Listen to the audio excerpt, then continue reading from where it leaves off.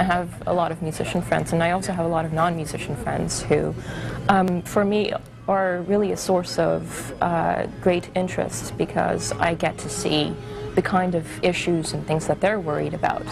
And these things I find are extraordinarily helpful in terms of how I think about my own life and how I think about music making.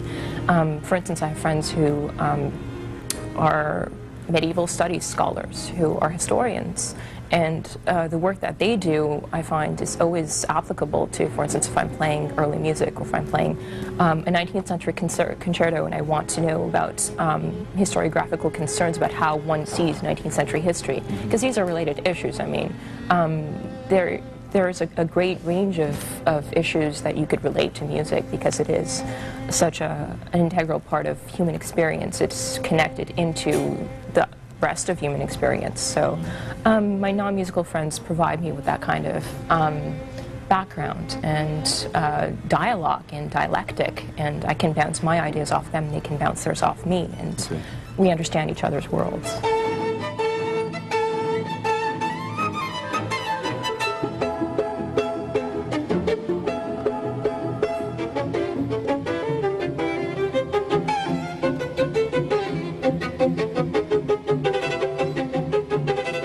The other couple of things that I'm very much obsessed with are the Shostakovich Violin Concerto, on which I'm working on right now for recording. It's going to be my 4th CD along with the Khachaturian Violin Concerto. We're going to record it in Yerevan, Armenia, the Armenian Philharmonic, conducted by Edward Topchian, their music director. That will be recorded next spring in May. So I'm thoroughly obsessed with the Shostakovich Concerto. I think it's one of the most extraordinary things ever written.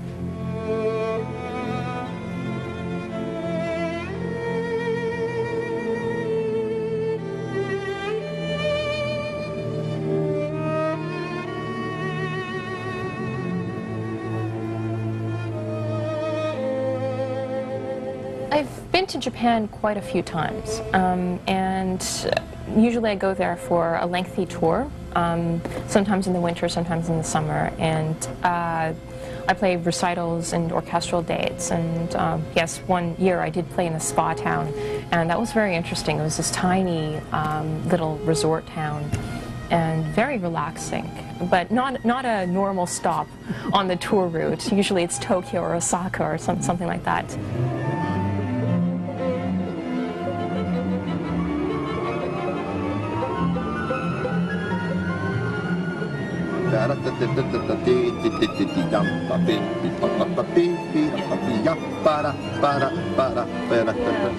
The one concert that I think was the most memorable that I've played in Japan was last year with the Tokyo Philharmonic. I played the Shostakovich Concerto, which of course, as I've mentioned, means a lot to me. And it was the first time I'd ever performed that piece. And I have to say, it was one of the most extraordinary concert experiences of my life. Everything simply felt so right. I was so completely at ease with the entire experience. I'm very grateful for having had that experience, because it was so uniquely wonderful. Everything fell into place. Everything was just smooth, and I can't say how much I enjoyed that.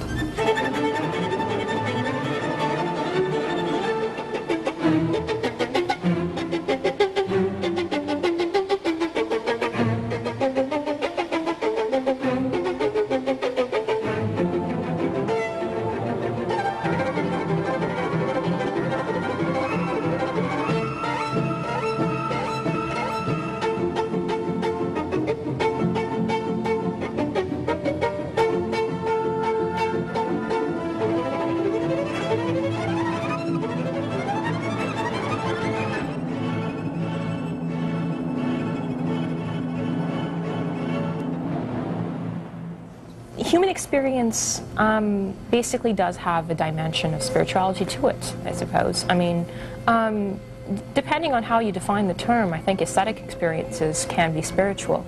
They can be extraordinarily religious in some sense, especially when you're caught up in the moment and you're believing in what is happening. So loosely defined, I guess I could say that spirituality is important as far as, experiencing things that are out of the ordinary go.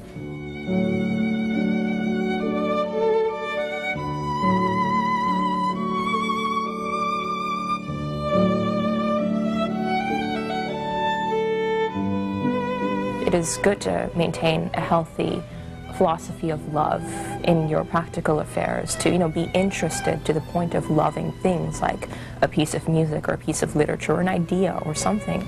I guess this is part and parcel with believing in or being interested in, but to have experiences of such an extreme sort that you could classify them as love, I think is very important, simply so that you're an interested human being, not an interesting one, but an interested.